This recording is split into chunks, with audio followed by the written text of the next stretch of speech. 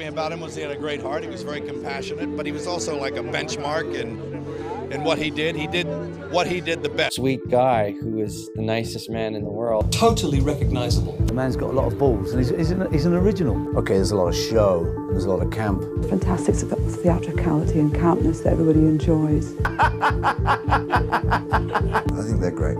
I can only say that we are all celebrating here the premiere of Expendables, but at the same time we are mourning the loss of such a great man. There was an ancient legend of a man who lived in London. A man who had influence beyond power. A man more famous than the famous. A man nowhere, but everywhere, whose words were sweeter than strawberries. A man who could turn tears into diamonds. A known, unknown, an enigma. But there were rumours of his death. Some say he was attacked by Rottweilers while stealing plants from Nunhead Gardens. Others thought he had worn so much black to Berghain he simply dissolved into its walls. Regardless of these rumours, we decided to find this man.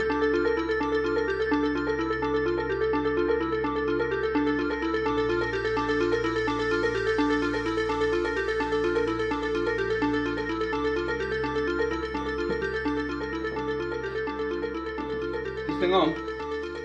Hello? Cool. So, who's this about? Who? Oh, really? Fair enough. Rudimento device. Yes, I know the man, the mystery.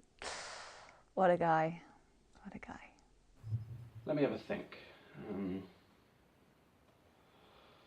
Well, I think the main thing about Rudi that inspires me is his musicality. It just pours out of him, so much soul and energy. You can just tell when he walks in a room. I mean, he can't play any instruments, per se. I wouldn't really call him a singer. I met Rudi when I was actually grabbing a kebab, and it was just on my break in between rehearsals, and he just came up to me and he said, "Biffin," and I was like, "What? What did you say?" And he said, "Biffin."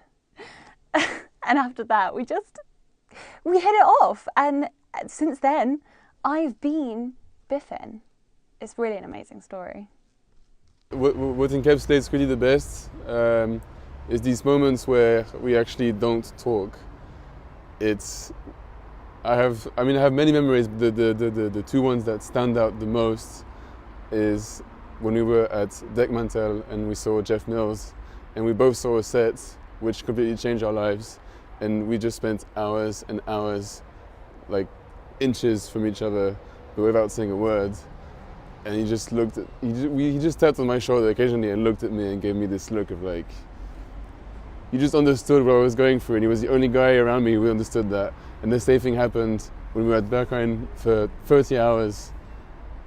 And same thing, we didn't talk, but he would just look at me, and it just meant everything to me in that moment. It was like the most purest, honest, genuine moment of like, this is it. There's nothing else that we need to think of. This is like the I don't know, the epiphany of everything we talk about, work towards, and live for. And it was like these two special moments I remember of Rudi, like stronger than anything else we've shared, without speaking a word for hours. That really, when we don't speak, that's the best. Oh, he DJs sometimes though. In fact, I booked him to DJ every single Edfest that I've ever run. He even turned up to one of them, I think. I remember. He did a fairly inaccessible techno set at about 4 AM. There was only about 5 people in the room, but he just went hard on the smoke machine, so you couldn't really tell. He's quite the enigma. I mean, one minute he's this crazy guy. The next he's just a real softie. Like he's got his scent is like it's like a nutty. He's got a nutty scent. It smells like the woods. It smells like you could buy Rudi in a bottle. I tell you what though, the main thing you need to run a festival of this size and stature, as I've learned over the years of running Edfests, is commitment. Commitment and enthusiasm. Both of these are assets I learned from Rudi. He's the most committed person I know. I mean, if he says he's going to need an entire copy of the novel 1984, then he will. If he says he's going to move to Glasgow on a whim, only after visiting it once, then he will. If he says he's going to turn up to the festival you've spent all year planning, then scrap that last one. He's an amazing manager, first and foremost. Amazing. Those 2 weeks that we spent together when he was managing me, best weeks of my career, thus far. There's this one time when Rudi was managing me and he came into the studio and I was just working on some stuff and he was just like, hey, let me pick up a mic. And I was like, wow, I'm going to see something different here from Rudi, because before then he was just an amazing manager and I didn't know that he actually was an artiste as well.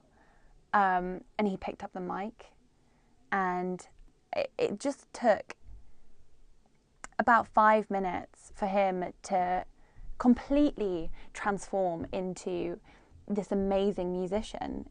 I mean, it was always there, but I'd not seen it before. I'd only seen the manager, the club guy, and we just got inspired by this tiny little lump of hash, and it was beautiful. The lyrics? Oh, hang on, I've got to think about what these were now. I'm sure Sam's got the audio, but I think it was along the lines of, it's just a little lump of hash. I mean, the last time I saw him would have been, Rudi got us VIP tickets to go and see Lee Scratch Perry. It's one of those things that he always did for us.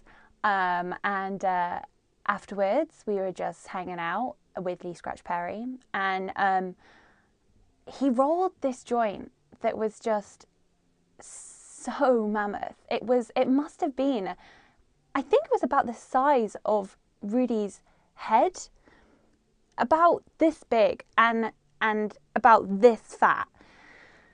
And basically Lee Scratch Perry said, you're not going to be able to smoke this, you're not going to be able to finish it, you won't be able to. And Rudi said, yes, I will. That's the kind of guy he was. He just always take the challenge. So he lit it up. It took about 3 lighters. We were all there lighting it up, and he smoked it. And I mean, he went to a different place. The last thing that I heard was him running out of the room naked, just saying, I'm gonna live forever, drink more water, it's just a little lump of hash.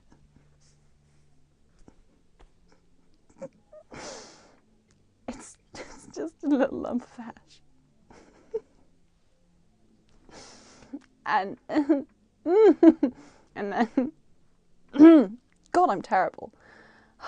It's really tragic, but it was a beautiful moment. And then I heard that he just jumped off the top of Duck and Waffle. Yeah.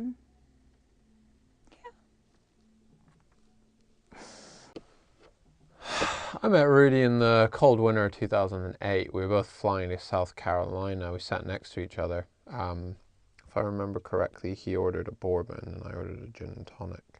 Didn't realise about his successes with the Spoon song. We all know the Spoon song. We all know the Spoon song. And he was telling me about his trials and tribulations. There were some issues, and he was looking for some new people to work with. So I actually offered my services, told him about what I did, and we ended up making this. It was, you know, it was a great song, and it definitely led to the later years of Rudi's success.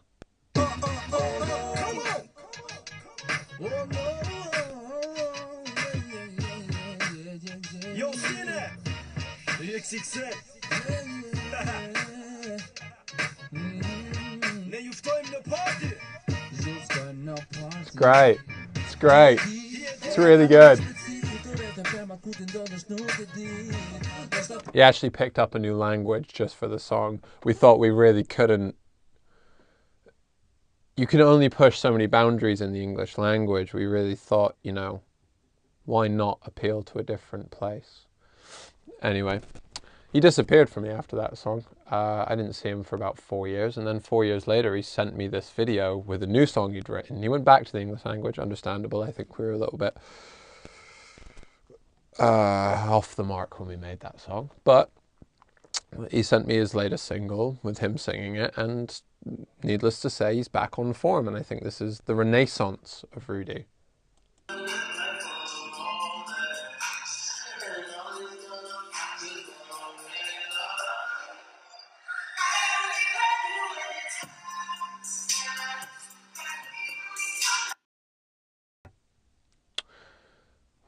We called those the Pineapple Days. Yeah, we used to be mates. We used to make a lot of music together, but kind of went off, did his own thing, I guess. What happened? Well, we were working on a song together, and then next thing you know, he's put the song out, and it's his song. It's not, and there's no mention of me on it. So I was like, I called him, asked him what's up. He was just like, it's my song. This is, it's over. And I was like, speechless really, didn't know what to say. The song, Spoon Table, he did come up with the lyrics, and I can credit him for that, but everything else I did, and it's heartbreaking really. Bit of a dick move. Yeah, I'd say so, especially seeing as they went on to go double platinum, and I get no money. Rather leave it there. I don't want to talk about this guy anymore too much.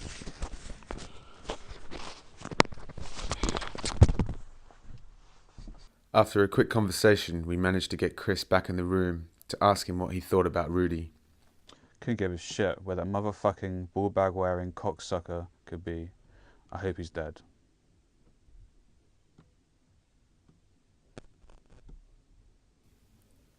We felt like we had exhausted all of our London leads, so we decided to venture to different countries. This is Ali Yusuf here. I'm unfortunately an acquaintance of Rudi's. I've known Rudi since I was 13 years of age. We met at a music festival where, of course, he thought he ran the show. And I called him out by claiming I had a friend who was blacker than him. It's a true story. He wasn't impressed, but we've been friends ever since. If I could define Rudi in one story, probably have to be about his tattoo. As you all know, he has very questionable tattoos, and very questionable ones. So I thought, what would one more be? So I made a bet that he lost, of course, that he would have to get my face on a 50p coin on his arm. Anyway, 6 months later, couldn't afford it. So instead he got a stop sign with my name in the middle. In Arabic, which just so happens to be a religious thing. So he's most likely to get stopped at every Arab airport he ever goes to. That sums him up. I haven't seen Rudi in about 7 weeks. He's probably dead, if I'm being honest with you. Yeah, I know Rudi. Well, I used to, a long time ago. Well, yeah, I mean, I used to be close mates with Rudi. I used to live in London. I'm in Sweden now, but I used to live in London a few years ago. We were running this bar together. I met him through a friend of mine, Jacob. Yeah, like I said, we got pretty close, and he's a really nice guy, but then he's just left. He told me he was going to India to become a vegetarian. And then, like 3 weeks later, he literally just fucking leaves. Just, poof, just gone. And people have been telling me different stories. Like some people said he was going to Berlin to like start working at Berghain or become a bouncer at Berghain or whatever. Like, I don't know. Oh man, he's a legend, man. He was sick. He was just throwing all these bunch of cool parties. He's just a really general nice guy. Like, really took care of his friends, and you know, he could always make people smile. Always had a trick up his sleeve. Like, he was a cool guy. I loved him, man. Yeah, it's vanished. Poof. Thanks so much for chatting No with worries, us. man. I'm glad I could be of help, man. If you see him, give him a slap from me, yeah? Okay, I will do. Yeah. All right, see you later, man. Alright, bye guys. Finally, after months of searching, we received a hot tip from someone who might know where Rudi is.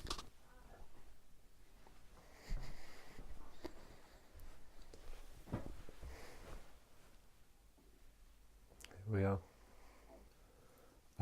I'm Andy. I lived with Rudi for a few years.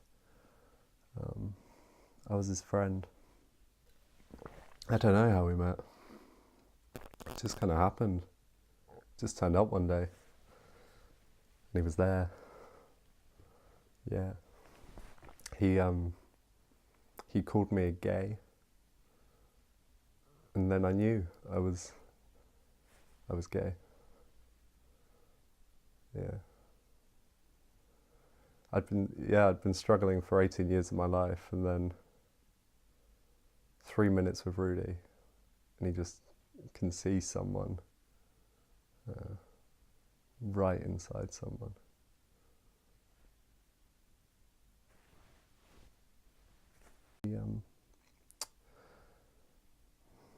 He's left us. I woke up one morning and I was eating my porridge, and Rudi came in and said, Yo, it's your boy Rudi. I'm leaving you forever. And haven't seen him since. Where's Rudi?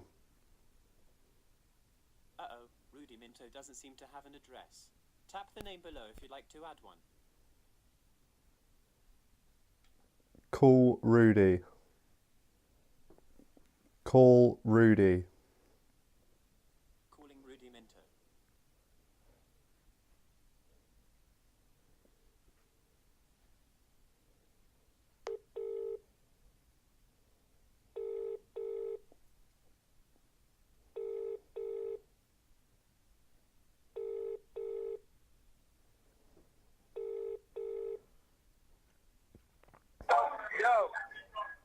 Hi.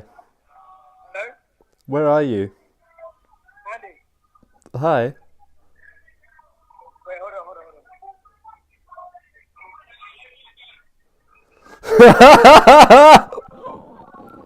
1 second. Can you hear me? Hello? Andy. Rudi, where are you? Hello? Rudi? Yes, hello, hi. Hi. Where am I? It's me. Yeah, I can hear you. Hi, friend.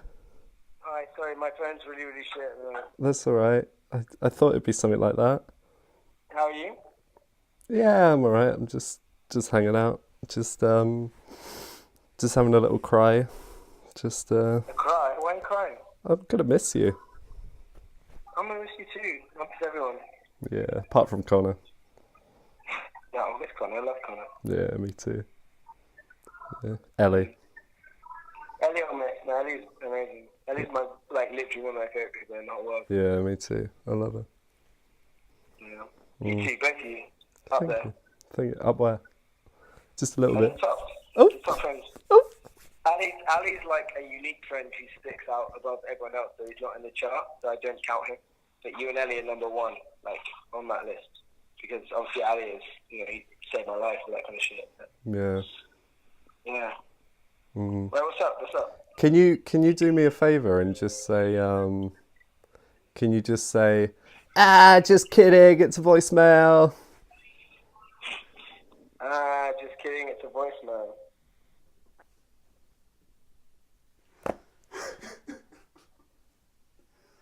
fell for it again. Gets me every time. So hold on, is Rudi dead? Oh yeah, yeah, certainly. I'm not sure how it happened. I'm not sure why it happened, but yeah, he left us his remains with a note saying, "These are my remains. These are my remains." That's where he used to put his coats, puffer jackets, parkas, gilets. This was his bed once. It's got a lot of springs in it. Really liked socks. He had a lot of clothes. I'm so sad he's gone. These were some of Rudi's books. Not many words in this book, but that's because Rudi was illiterate. But what he lacked in written communication, he made up for in art, style, and sexual prowess.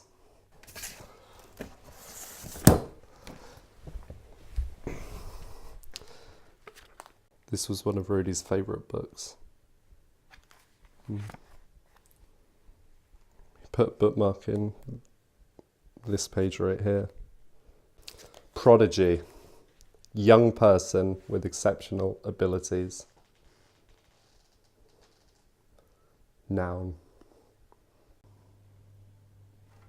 Pasta, sriracha, a little bit of ginger paste. That's all Rudi needed to make a meal. And at our dinner parties, people always used to say, "Wow, what is that?" And Rudi would say, "Sriracha, bitch." I've actually got the ashes here. Do you want to see them? This is all that's left of Rudi. When were you going to scatter them? I was just waiting for the right moment. Do you want to do it now? Do you want to scatter them now? Yeah, let's do it. Let's do it. Are you okay with that? Yeah, I think it's what Rudi would have wanted.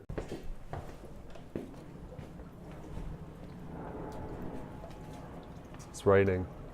Oh. Oh. Is there, do you wanna... is there anywhere else we can go? Maybe we could... should we scatter them somewhere else? Yeah. Okay.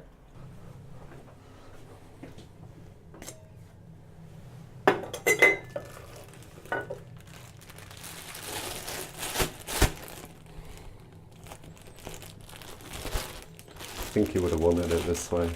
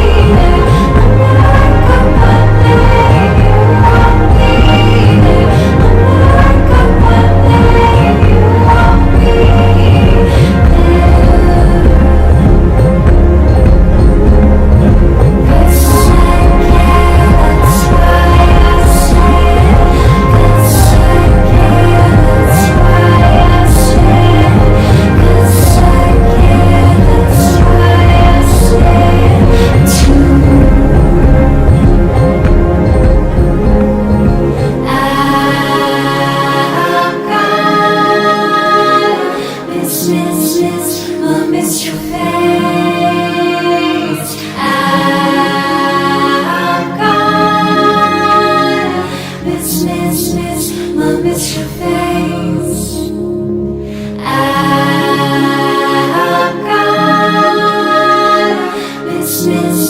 I'm gonna miss your face.